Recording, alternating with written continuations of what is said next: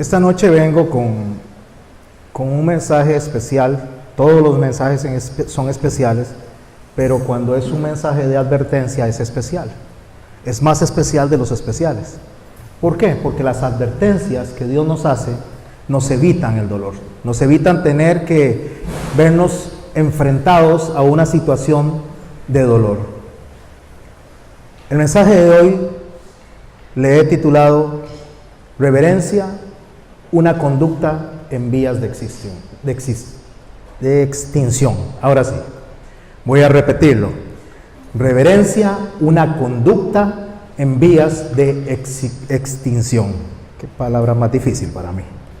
Bueno, todos hemos escuchado lo que es reverencia. Hemos en alguna medida escuchado que debemos de ser reverentes cuando escuchamos algo, estamos en un salón de clases y debemos de ser reverentes.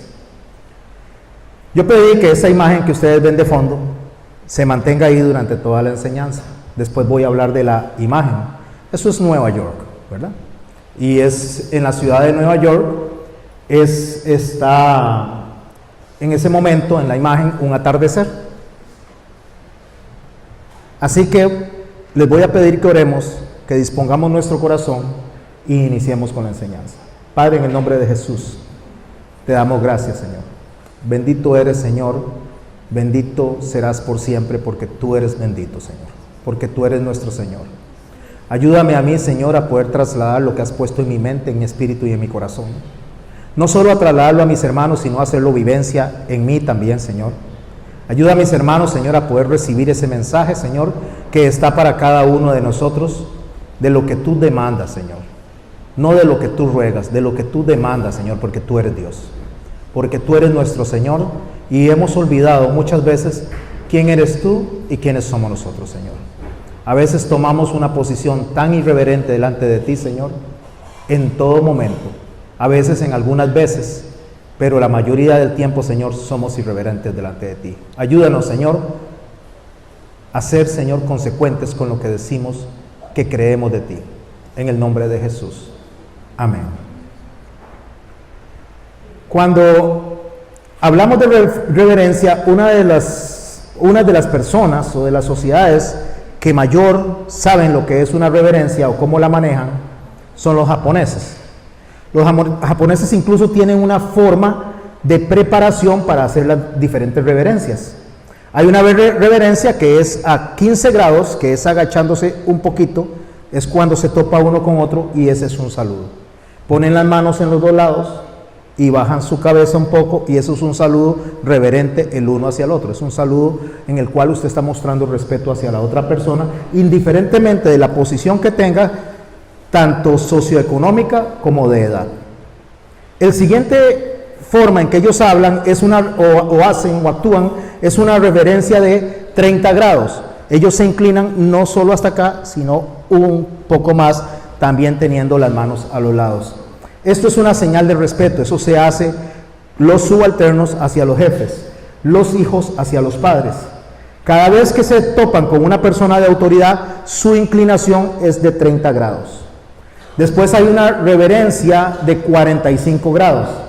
Espero no caerme, pero es totalmente en una posición donde el cuerpo hace ese ángulo de 45 grados, igual con las manos a los lados. Los japoneses hacen eso cuando le están dando honra a alguien.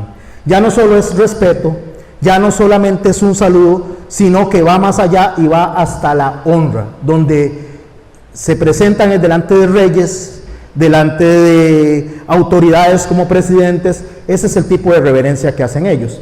Y esta otra reverencia que es poniéndose de rodillas, poniendo las manos al frente, ambas palmas en la tierra y su frente tocando la tierra.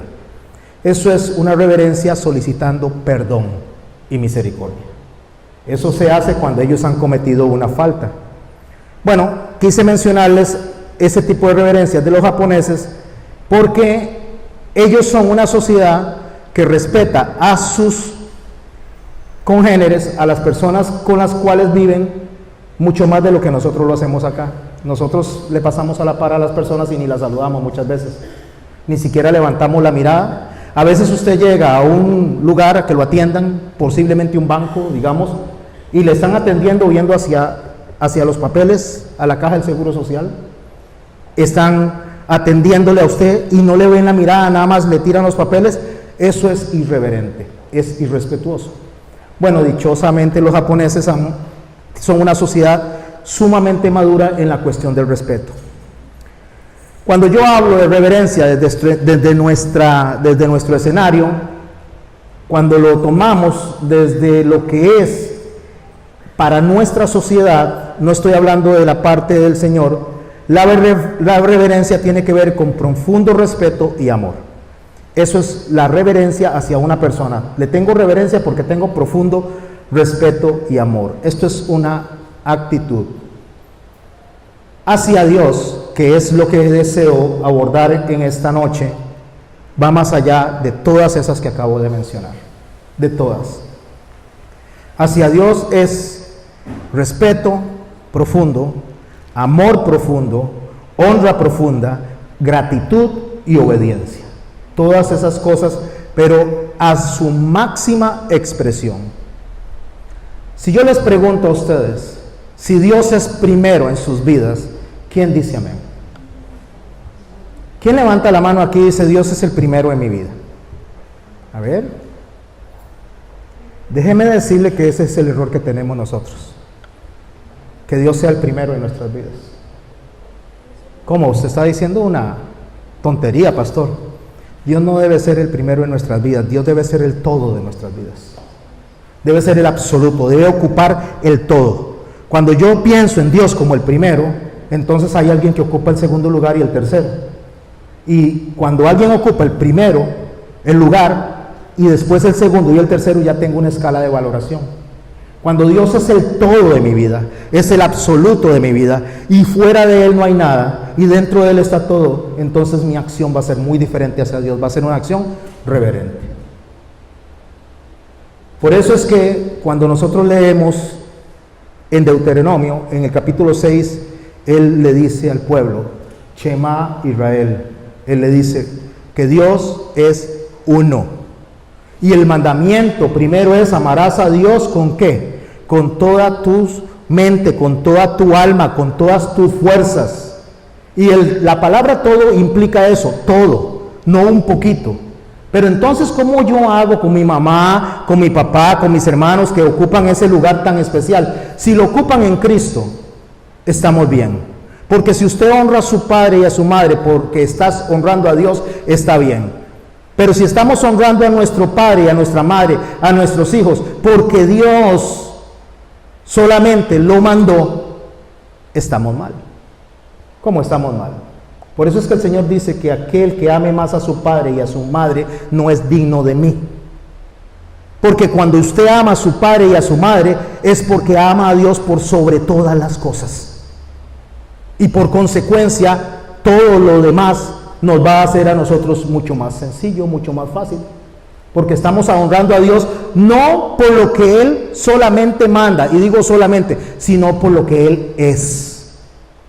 El problema es que buscamos a Dios por lo que Él demanda, por lo que Él da, por lo que Él otorga, sea que demande o sea que no demande, sea que dé o que no dé, yo debo de estar con Dios por lo que Él es. Porque Él es Dios. Para entender un poquito más de la reverencia, ¿qué es lo opuesto de la reverencia? Lo opuesto sería el menosprecio, sería dar poco valor, sería irrespetar o burlarse. Y el menosprecio no significa que usted del todo o yo del todo no aprecie algo. El menosprecio es poco aprecio, o sea que se aprecia un poco, pero no lo que debería de apreciarse. Podríamos estar siguiendo a nuestro Dios porque lo apreciamos, pero lo amamos, pero no como deberíamos amarlo, no como deberíamos apreciarlo. Porque a Él debe apreciarse por sobre todas las cosas. ¿Cómo puedo ser reverente a Dios? De los que estamos aquí, ¿quiénes saben cómo reverenciar a Dios? De los que estamos aquí, analicemos, ¿nosotros damos reverencia a Dios realmente cuando llegamos a su casa? Porque nosotros tenemos que reverenciar a Dios en todo lugar y en todo tiempo, pero hoy me voy a enfocar en su casa, donde nos reunimos. No su casa como nosotros como iglesia, sino donde nos reunimos. ¿Cómo lo reverenciamos? ¿Por qué lo reverenciamos? ¿Sabe quién reverencia a Dios? El corazón que lo conoce. El corazón que lo ama. El corazón que lo ve como absoluto. Solo un corazón que ama a Dios le puede reverenciar. Un corazón que ama a Dios a medias, un corazón que ama a Dios por ratos o según las circunstancias, ese es un corazón que no reverencia a Dios de la forma correcta. Antes de abordar Levítico, quiero leer un verso en Levítico 19, capítulo 19, verso 30, y después voy a ir dando ciertos versos. Quiero contarles a ustedes, o me gustaría contarles de cuando Pablo escribió la carta a los romanos. Cuando Pablo le escribe la carta a los romanos, lo hace desde Corinto. Nunca había estado en Roma él. Pero aún así aborda una serie de problemas que se están dando en Roma. Entre esas cosas que se están dando en Roma, mucha similitud había de lo que estaba pasando en Corinto. ¿Por qué Pablo aborda este problema de los romanos sin haber estado ahí? Porque el problema que sucedía en Roma era exactamente o muy parecido a lo que sucedía en Corinto. Y le puedo decir que sucedía en Éfeso, y le puedo decir que sucedía en Esmirna, y le puedo decir que sucedía en Tiatira, y en cada una de las iglesias estaba el mismo problema. Y es el mismo problema que sucede aquí en Costa Rica en el llamado de Cristo. Porque todas las iglesias en alguna medida atraviesan los mismos problemas. ¿Sabía usted que en todas las iglesias hay hermanos que no nos quieren? ¿Sabía usted que en todas las iglesias hay hermanos que en alguna medida nos aman muy poquito o menos de poquito? ¿Sabía usted que en todas las iglesias hay hermanos que sí nos aman bastante? ¿Que en todas las iglesias hay hermanos que tienen acepción de personas? ¿O piensa usted que los problemas de nuestra iglesia son singulares de la nuestra? Eso se da en todo el mundo. Y Pablo lo abordó desde Roma, desde Corinto, a los ciudadanos romanos. Así que la irreverencia a Dios no es algo particular de un grupo de personas. La irreverencia a Dios es algo natural de un corazón que no ama a Dios. En Levítico, en el capítulo 19, en el verso 30, el Señor dice así: mis días de reposo guardaréis, y mi santuario tendréis en reverencia. ¿De qué está hablando? De su casa, del lugar donde nos congregamos para nosotros. El lugar donde usted y yo asistimos debemos de tenerlo en reverencia. Y no solo termina ahí el verso, sino que dice: yo Jehová. Yo Jehová es que Él está indicándonos a nosotros que esto es un mandamiento, no es una opción. No es algo que Él está preguntándole a usted si lo quiere hacer o a mí si lo quiero hacer. Él está diciéndonos a nosotros que su casa se respeta. Y el no respetarlo tiene una consecuencia. En Eclesiastés, en el capítulo 5, Salomón escribe así, inspirado por el Espíritu Santo, a partir del verso 1. Solo voy a leer el verso 1. Capítulo 5. Cuando fueres a la casa de Dios, guarda tu pie y acércate más para oír. ¿Qué es guardar el pie? Son mis acciones. Guarde más de estar haciendo cosas que le accionan a usted o que quiere hacer, y preocúpese más. ¿Por qué? Por oír. Pero a veces nosotros en la casa de Dios estamos más preocupados por cómo vamos a hacer la sopa de mondongo de más tarde.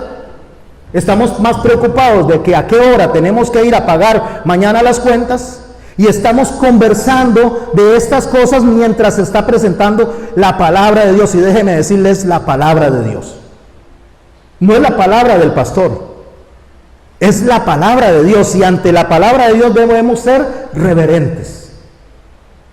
A veces estamos comiendo chicle mientras está dando eso.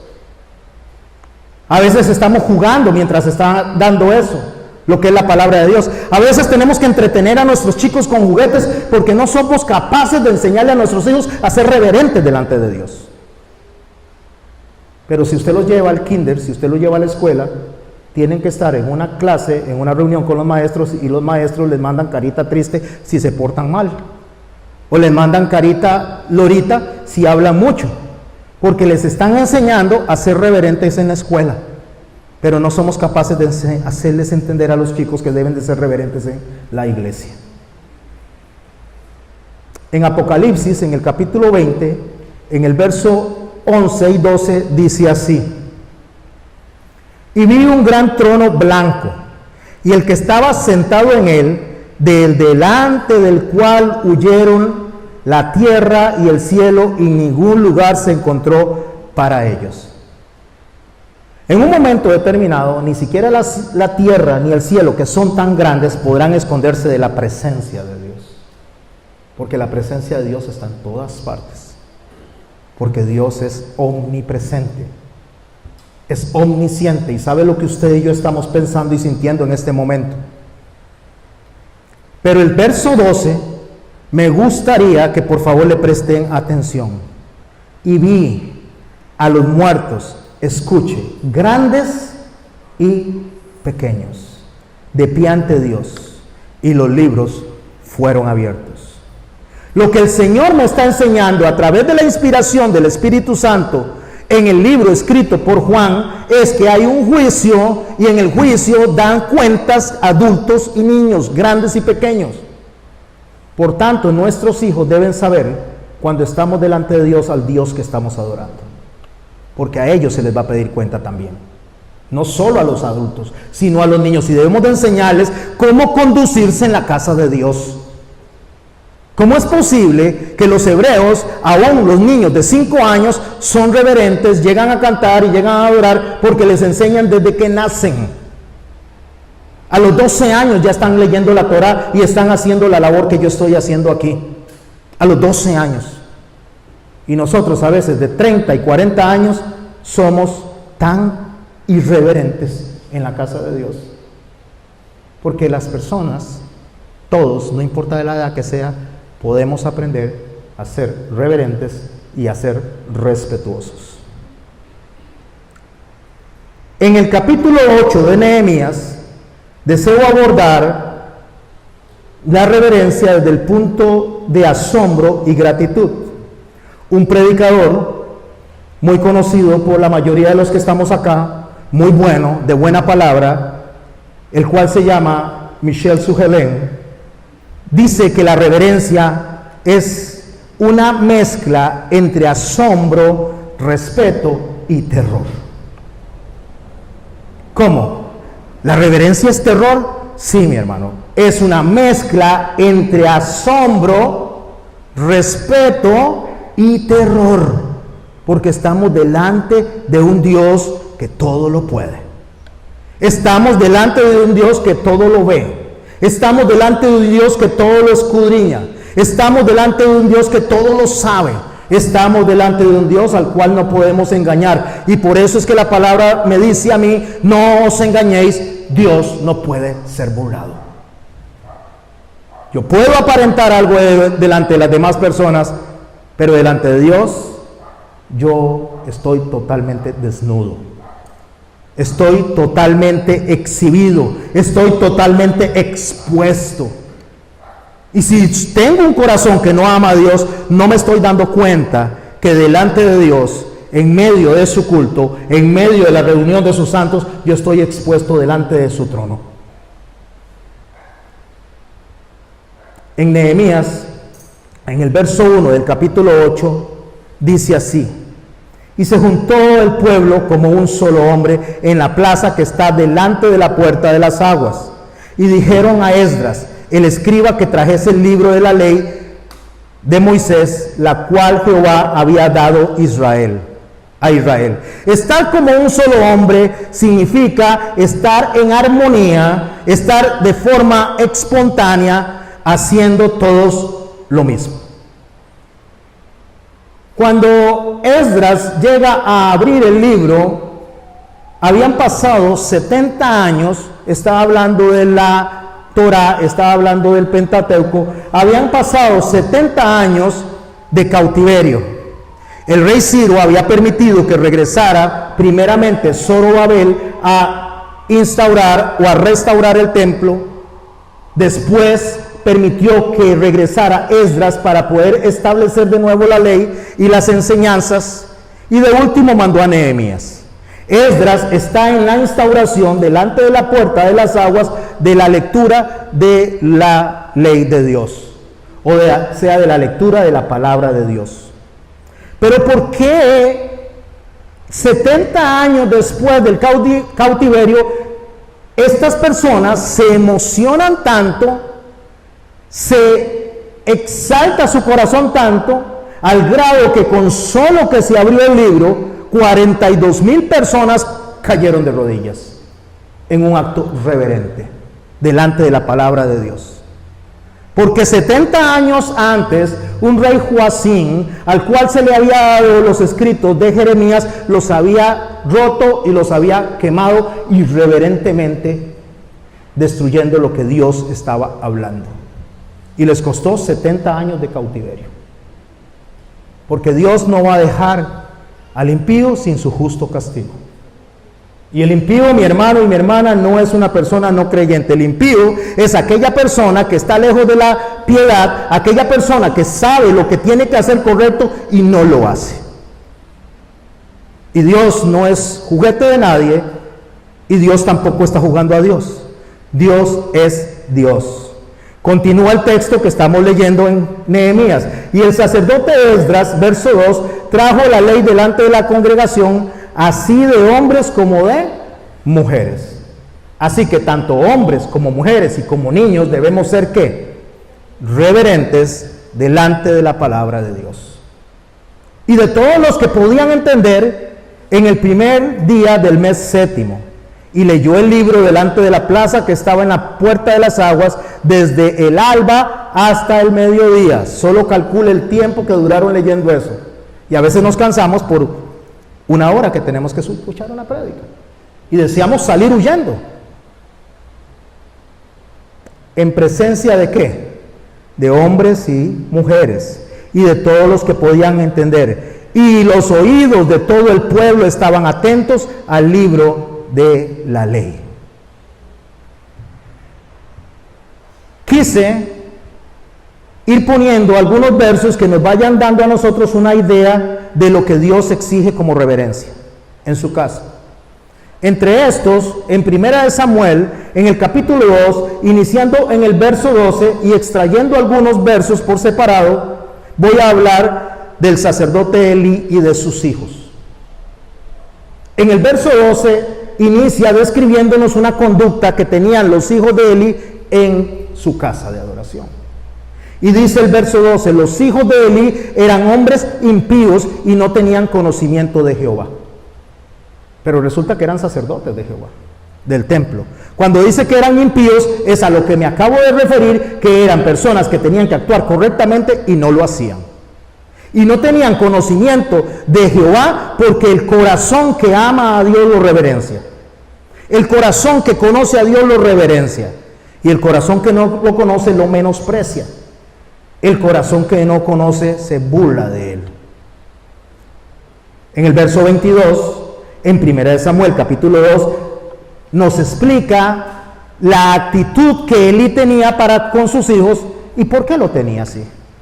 Usted sabe que cuando muchas veces nosotros alcanzamos ciertas edades, nosotros nos volvemos como miedosos, parece como que le tenemos miedo a nuestros hijos.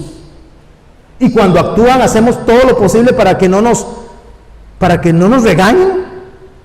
No es el caso mío, pero quiero generalizarlo e incluirme para que no sienta a nadie como que estoy dando algo direccionado a usted solamente. Pero Elí era ¿qué? Muy viejo. Y oía lo que sus hijos hacían en todo Israel y cómo dormían con las mujeres que velaban a la puerta del tabernáculo de reunión. Verso 22 del capítulo 2 de 1 Samuel. Elí sabía que sus hijos dormían con las mujeres al frente del tabernáculo. Y dormir, mis hermanos, no es acostarse a soñar. Dormir implicaba algo totalmente degradante, depravado en la casa de Dios. Debido a que tenemos niños, no quiero abordar un poco más esto, pero eso fuera lo que estaba pasando. Y Elí sabía lo que estaba pasando y oía lo que estaba pasando. En el verso 23, él les dijo: ¿por qué hacéis cosas semejantes? Porque yo oigo de todo este pueblo vuestros malos procederes. Cuando nosotros actuamos mal, y deje marcado el verso 23 porque vamos al 24, cuando actuamos mal, muchas veces las personas de la iglesia no nos dicen nada. ¿Sabe qué hacemos mayormente? Cuchichear. Mientras el predicador está hablando, mientras la maestra está hablando, mientras el expositor está hablando, estamos hablándonos en esta dirección y olvidamos que tenemos que poner atención a lo que está sucediendo. Estamos a veces contestando mensajes en nuestro teléfono. Estamos a veces viendo cosas que no convienen, y cuando digo que no convienen no son pecaminosas, pero o estamos delante de Dios o estamos en otra cosa. Estamos atendiendo. ¿Cómo cuesta desprenderse de ese apéndice que se llama teléfono por un par de horas? Y nos paramos y salimos a atender allá en el baño, a atender por allá en la salida, y eso es una actitud irreverente, déjeme decirle. Aunque no nos guste que no lo digan, es irreverente. ¿Por qué no nos podemos desprender? ¿Por qué no lo podemos apagar o ponerlo en silencio para después ver las llamadas perdidas y regresarlas? Pero déjeme decirle que Dios se va a encargar de enseñarnos de reverencia, porque Él no deja al impío sin su justo castigo. Yo sé lo que hacen, dice, y no son cosas malas, buenas. ¿Sabe cuál es la obligación de alguien que ama a Dios en su casa cuando alguien está siendo irreverente, está comiendo? A veces parece que se oye como un montón de bolsitas abrirse. Eso es irreverente también. Cuando las personas están comiendo a la par suya, cuando las personas están hablando detrás suyo y nosotros no decimos nada, nosotros somos copartícipes de eso. Porque Jesús, déjeme decirle que sacó unas cuerdas y los hizo echados del templo. Bueno, yo no le voy a decir a usted que eche a las personas del templo, pero usted como hijo de Dios tiene una obligación y el celo de Jehová de decirle a la persona que está interrumpiendo, decirle: por favor, con todo respeto, déjeme escuchar. Y eso va a hacer que la persona preste atención. Porque así como no tenemos que tenerle miedo a los hijos, yo no tengo que tenerle miedo a un hermano irreverente, que está siendo irreverente a un Dios santo, puro, perfecto. Porque ¿quién es ese hermano o esa hermana para sentirse más que Dios, para faltarle el respeto a Dios en mi pura cara? O olvidamos al pequeño David, al joven David, cuando le dijo a aquel grande Goliat, le dice: ¿quién es ese incircunciso que viene a retar a las huestes de Jehová? ¿Le tuvo miedo al pueblo? No. ¿Le tuvo miedo a los filisteos? No. Ese incircunciso estaba vociferando contra nuestro Señor Dios Todopoderoso. Y lo menos que yo tengo que hacer es que si mi hijo, mi hija, mis amigos, mi vecino, mi vecina de banca está faltándole el respeto a Dios, es decirle: por favor, si usted no quiere prestar atención, no me interrumpa, yo sí quiero prestar atención.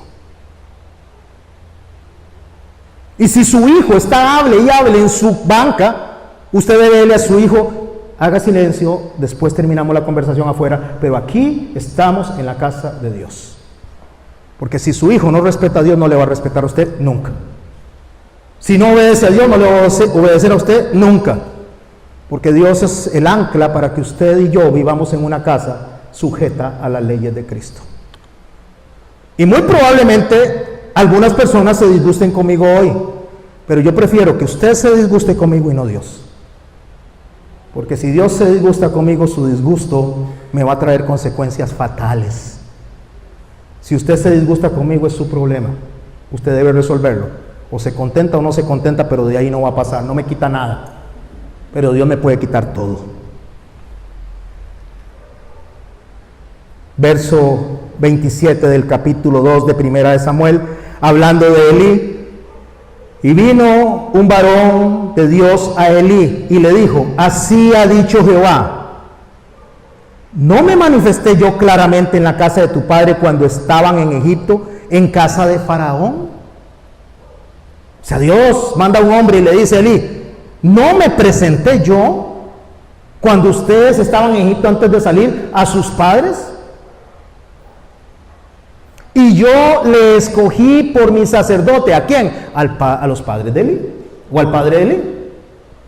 Entre todas las tribus de Israel, para que ofreciese sobre mi altar y quemase incienso y llevase efod delante de mí, y di a la casa de tu padre todas las ofrendas de los hijos de Israel. Está hablando de la línea de los levitas. No los escogí yo a ustedes para que le enseñaran a este pueblo a adorarme. ¿Por qué le está reclamando eso? Porque sus mismos hijos estaban siendo irreverentes en la casa de Dios. Y si no tenía ni autoridad sobre los hijos, ¿cómo la iba a tener sobre el resto del pueblo? Entonces manda a una persona que le recuerda eso y le llama la atención de esta forma. Verso 29. ¿Por qué habéis hollado mis sacrificios y mis ofrendas? O sea, robado, tomado de lo que le toca a Dios, que yo mandé ofrecer en el tabernáculo. Y escuche esto y subráyelo, mi hermano y mi hermana. Y has honrado a tus hijos más que a mí. ¿Puede observar el reclamo de Dios? ¿Cuál es el problema que tenía Elí? ¿Que él no lo adoraba? No. ¿Que él no lo presentaba? No. ¿Que él no hablaba? No, si al contrario, Elí cuando murió no porque sus hijos, o sea, cuando él muere, el efecto de que sus hijos hubieran muerto en ese momento no fue lo que lo mató, sino saber que el arca de Dios había sido capturada. Porque así amaba Elí a Dios, pero no lo amaba lo suficiente como para ponerle a sus hijos un alto a lo que estaban haciendo. Y Dios no quiere tener el primer lugar. Dios no quiere que Elí le pusiera a él en primer lugar y en segundo a sus hijos. Dios quiere que sea el absoluto para su vida. Dios quiere que su amor sea completamente de Él. Dios quiere que su reverencia y la mía sea completamente de Él. Dios no quiere pedazos de amor. Dios no quiere pedazos de gloria. Dios no comparte su gloria con nadie.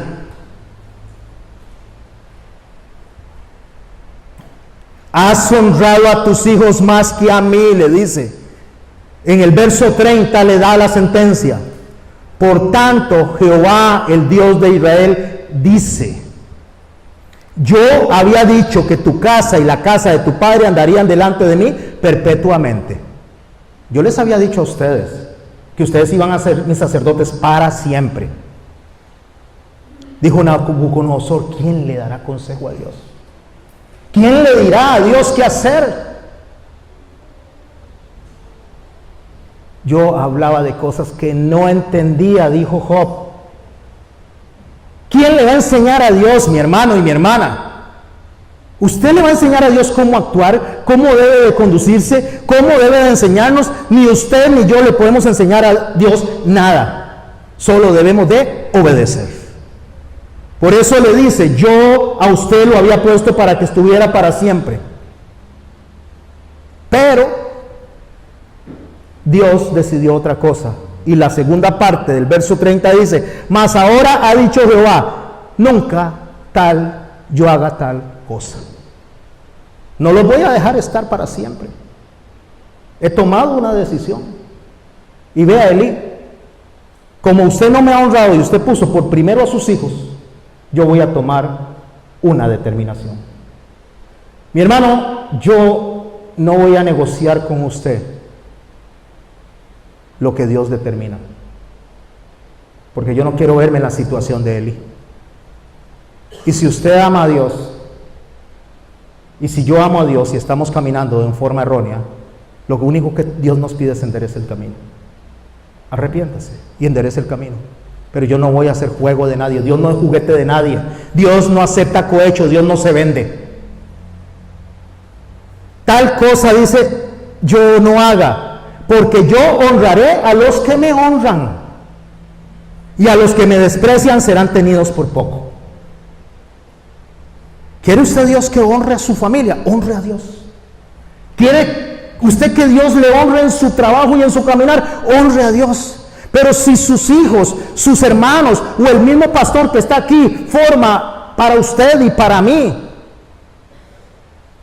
o ocupa un lugar mejor que el de Dios, mi hermano debe corregir eso. Si usted viene aquí, usted debe de venir a escuchar la palabra de Dios indiferentemente quien la predique. Porque venimos a honrar la palabra de Dios, no al predicador. Y hay gente que tiene predicadores escogidos en su corazón. Era el problema que se estaba dando en Corinto, no solo pasa aquí. Unos eran de Cefas, otros eran de Apolo, otros eran de Pablo. Pero nosotros debemos de ser de Cristo. Y cuando usted viene aquí, usted debe venir a escuchar la palabra que Jesucristo nos dejó a nosotros, la palabra que nuestro Dios Todopoderoso nos dejó a nosotros. No importa quién esté aquí al frente, debe de poner atención a la palabra de Dios. Y no es una solicitud, no es un ruego, es un mandamiento. Porque yo honraré a los que me honran y a los que me desprecian serán tenidos, ¿por qué? Por poco. Voy a mencionar algunas actitudes irreverentes en la iglesia de hoy. Ya las vine mencionando algunas. Podría ser que usted tenga alguna de esas actitudes o yo. Podría ser que no. Pero cada uno examínese a sí mismo. Una de las más comunes es llegar tarde a los servicios, ¿sabía usted? Eso es irreverente. ¿Cómo es posible que llegamos temprano al aeropuerto? 3 horas antes nos piden llegar al aeropuerto y llegamos para que nos hagan el cheque. El trabajo, si usted no marca la tarjeta y tiene 2 tardías, les es contada por ausencia y 2 ausencias lo despiden y llega temprano para que no lo despidan. Le teme más a los vivos que a Dios. Le teme más a los hombres de aquí que a Dios. Entonces llegamos tarde. Está bien si hay una presa. Está bien si llovió mucho. Está bien si sucedió algo, pero cuando es una costumbre, cuando ya no es un asunto que de vez en cuando me pasó, sino que es una forma de actuar mía hacia la casa de Dios cuando voy a visitarla, mi hermano, eso es irreverencia. Y puede decir usted lo que sea y decir, no, es que me cuesta mucho. Le cuesta, pero mejor que no le cueste. Haga el esfuerzo y llegue a la casa de Dios temprano, porque eso es irreverente, llegar tarde. Y más cuando se vuelve una costumbre. Vestir en forma impropia. Pablo nos manda a vestir decorosamente. Pero si venimos medio provocativos, bueno, yo no puedo provocar, pero a algunas personas que vengan medio provocativas, entonces esas personas están siendo irreverentes. Tanto hombres como mujeres. Porque tanto el hombre puede vestir de forma impropia como la mujer. Porque las licras son para el lugar de ejercicios. Los vestidos de baño son para la playa. Los paños son para los saunas. Ahora piense cómo venimos a la iglesia del Señor. Eso también es irreverencia, no sé si lo sabía. Traer dulces, galletas, alimentos, como si esto fuera el cine. Si fuera así, venderíamos palomitas de maíz. Pero esto no es el cine, usted no está llegando a Cinemark, usted está llegando a la casa de Dios, usted está llegando a escuchar la palabra de Dios. Y si usted permite, o yo permito que alguien a la par suya esté comiendo mientras está dando la palabra de Dios, estamos siendo partícipes de eso igual que él. Esto no es un restaurante, mi hermano, tenemos un tiempo al final. Y si es que no podemos comer o no hemos comido, yo le aconsejo a mi hermano que se levante más temprano o ayune durante el sermón. Como ayune durante el sermón. Tener encendido el celular y estar jugando, estar leyéndolo, estar haciendo cosas en el celular mientras debería de estar poniendo atención a la palabra de Dios. No es a mí, no es a ninguna de las personas que se paran aquí a exponer, es a la palabra de Dios. 42,000 personas cayeron de rodillas cuando se abrió el libro, solo porque se abrió. Y nosotros lo damos por menosprecio. Si usted está usando la Biblia para leer, el celular para leer la Biblia, está bien, pero que sea para eso, no para otra cosa. Si estamos sirviendo al Señor, sea cual sea, o estamos sirviendo al Señor o estamos haciendo cosas nuestras en nuestros teléfonos. Si es así, estamos siendo irreverentes. Póngale otra palabra si quiere, pero es irreverencia. A los que participan en la adoración, en la alabanza y en los cantos, ¿sabe que deben de venir? Preparados, sabiéndose la música, sabiéndose las canciones, porque están adorando a un Dios que merece toda reverencia. Venir aquí a improvisar, o venir yo a improvisar, le estoy dando a Dios por menosprecio. Tenemos tiempo, no digamos que no tenemos tiempo, eso es mentira. Siempre decimos no tengo tiempo, siempre tenemos tiempo, porque si usted ve el tiempo ocioso que se utiliza a veces en la casa para ver películas, para ver otras cosas, que no está mal, mientras tanto no descuide lo que tiene que hacer bien y en excelencia. Estar conversando entre sí, ya lo dije, mientras está dando la enseñanza. Aquí no venimos a ser payasos, esto no es un circo. No es el circo de la tele de España, como para estar haciendo comentarios de chiste en medio de la prédica y viendo cuántas veces se equivoca el predicador y haciendo una lista de las predicaciones. Me gustaría invitar a las personas que se dedican más a ver en cuánto falla el predicador, y no estoy hablando de mí, hablo de cualquier predicador, que se viniera al frente a decir lo que estamos diciendo nosotros. No porque seamos más, sino porque el que critica muchas veces es el que menos hace. Más boca y menos oído. Por eso el Señor dice que aliste su oído cuando venga a la casa de Dios. Hable menos y escuche más. Nos pusieron una boca y dos oídos.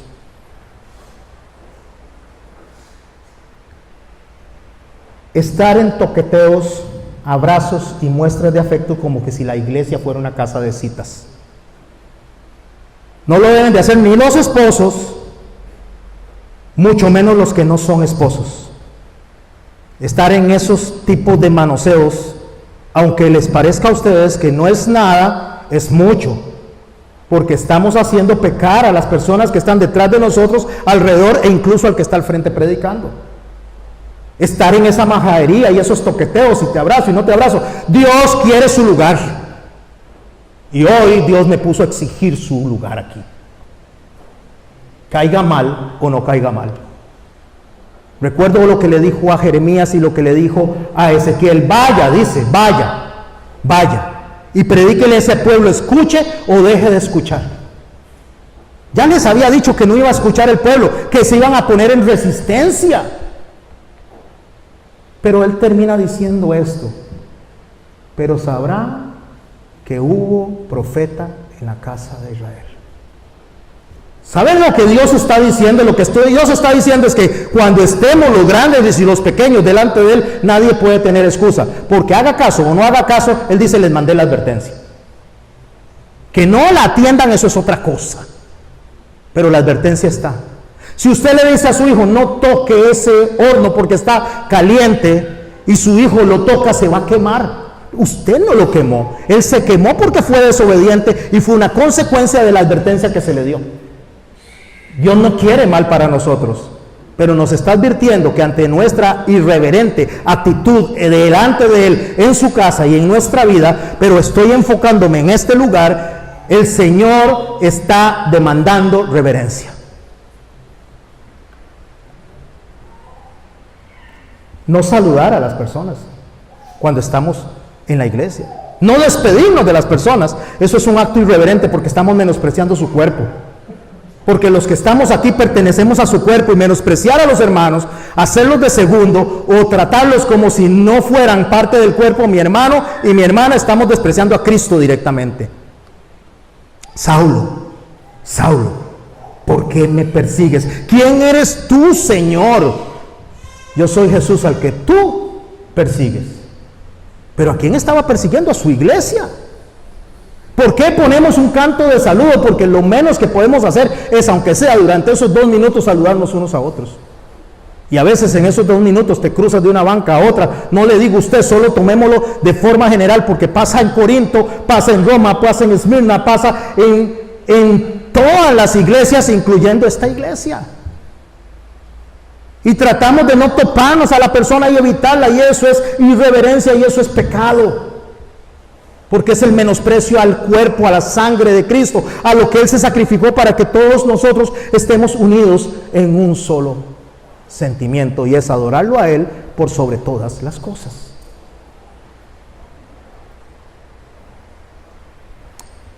En los últimos años, y digo en los últimos años, voy a hablar en los últimos 10 años, 8.313 cristianos han sido asesinados, decapitados, aserrados, quemados, violados.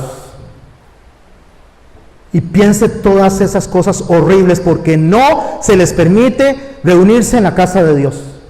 Hay gente que ha muerto, mi hermano y mi hermana, para que usted y yo podamos leer la Biblia en nuestro idioma. Hay gente que fue asesinada por personas crueles para que usted y yo pudiéramos hoy estar reunidos aquí en paz. Y menospreciamos el sacrificio de ellos, no solo a Dios, sino el sacrificio de ellos. 8.313 cristianos han sido asesinados y torturados, y 3.700 iglesias han sido atacadas, quemadas y cerradas alrededor del mundo en los últimos 10 años. Cuando Salomón va a construir la casa de Dios, en 2 de Crónicas, en el capítulo 7, se da esta conversación entre Dios y Salomón, más Dios indicándole a Salomón a lo que él le pidió.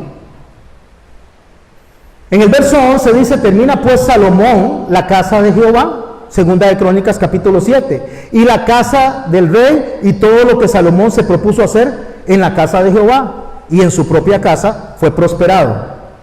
Y apareció Jehová a Salomón de noche y le dijo: yo he oído tu oración y he elegido para mí este lugar por casa de sacrificio. Usted y yo estamos aquí porque esta bodega, que tal vez algunos la ven con menos precio y les parece bodega, Dios la escogió para Él.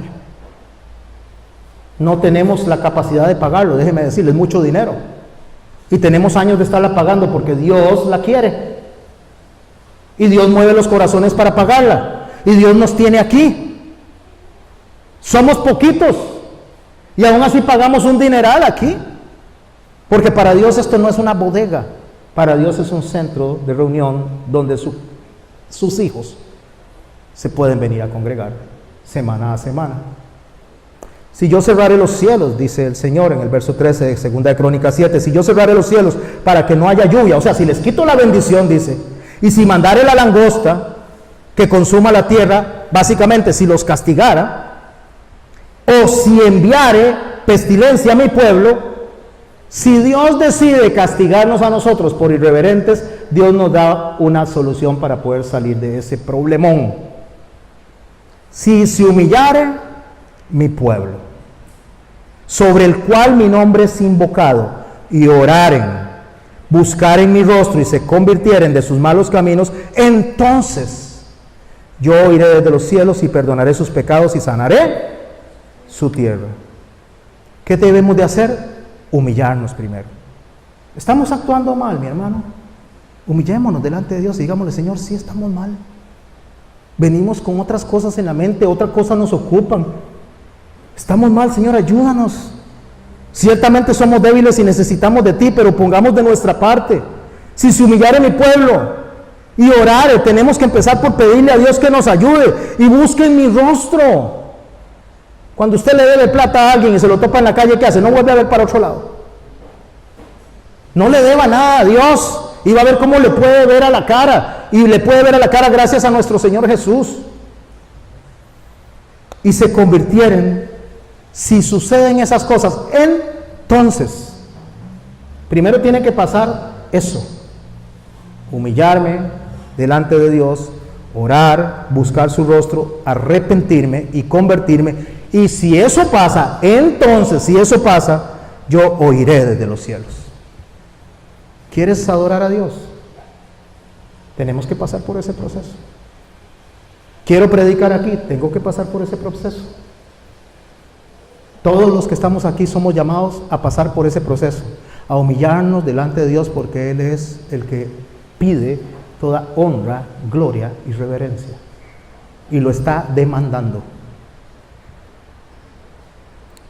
Cuando Samuel, para ir cerrando en estos minutos y después terminar con un canto, cuando Samuel está en la casa de Elí, Samuel no es hijo de Elí, Samuel es hijo de Ana y Elcana, y Ana lo ofrece y lo lleva al sacerdote cuando era un bebé recién destetado para que Elí lo cuidara, y resulta que Elí lo cuidó bien y a sus hijos no. Cuidó bien a Samuel, pero no cuidó bien a sus hijos, porque a veces estamos más prestos a llamarle atención a los hijos de otros que corregir a nuestros hijos. A veces estamos más preocupados por cómo se comporta el hijo de mi vecino de banca que mi propio hijo, y no le jalo el aire a mi hijo. Samuel estaba durmiendo. Primera de Samuel capítulo 3 verso 1. Estaba durmiendo en la presencia de Elí. Y leo: el joven Samuel ministraba a Jehová en presencia de Elí, y la palabra de Jehová escaseaba en aquellos días. No había visión con frecuencia. Y aconteció un día, verso 2, que estando Elí acostado en su aposento, cuando sus ojos comenzaban a oscurecerse, de modo que no podía ver, o sea, Elí estaba ya muy anciano. Verso 3, Samuel estaba durmiendo en el templo de Jehová. ¿En dónde? En la casa de Jehová, donde estaba el arca de Dios, y antes que la lámpara de Dios fuese apagada, Jehová llamó a Samuel y respondió: heme aquí. Hoy Dios le está llamando a usted.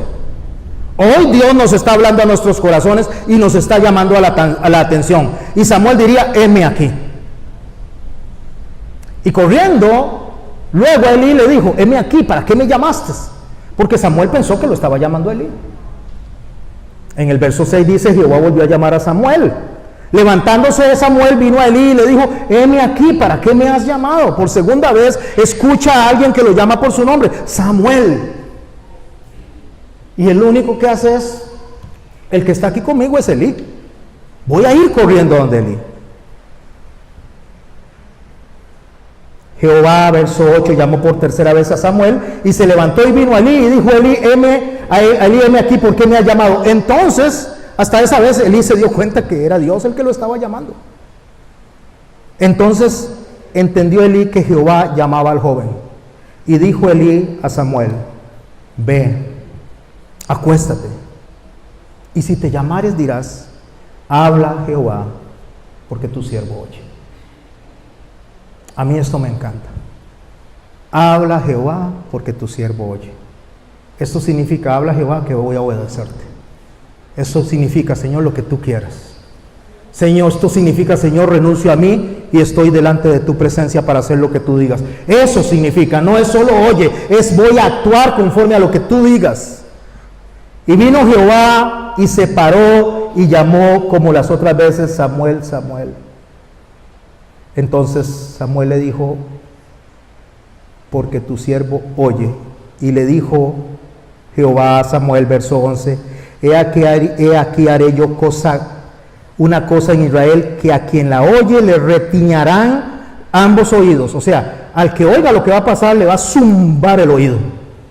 Es como que si le dieran a usted una bombeta y se la reventaran en el oído.